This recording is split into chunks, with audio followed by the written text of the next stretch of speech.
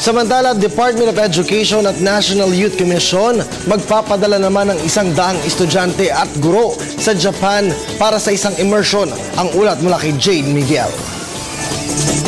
100 estudyante at guro ang ipapadala ng DepEd at National Youth Commission sa Japan para sa isang cultural immersion.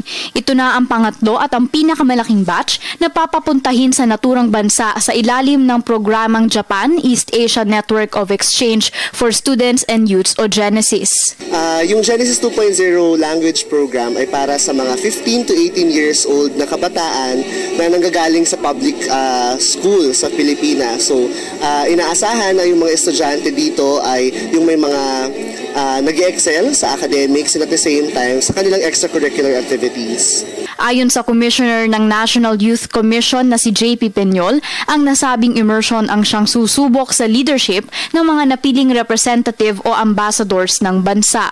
This is a test of leadership. And remember that leadership is a blessing. And since it is a blessing, we are bound to share this blessing with others.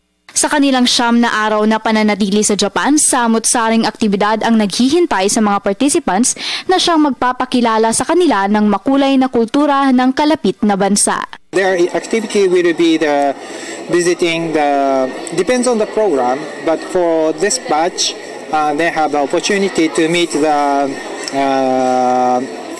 people who have local government people or local school students, high school students, and also visit them like a museum or a facility in Japan and talking with the local people in Japan.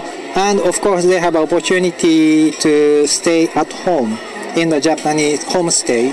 Isa naman si Bridget Aganon sa mga mapapalad na estudyante na napili sa programa. Ay very privileged naman po dahil madami po kasing nag-screen, then isa po ako dun sa napasama dito sa batch na to. Samantala, sa Lunes na nakatakda ang paglipad ng mga delegado papuntang Japan. Para sa Telebisyon ng Bayan, Jade Miguel.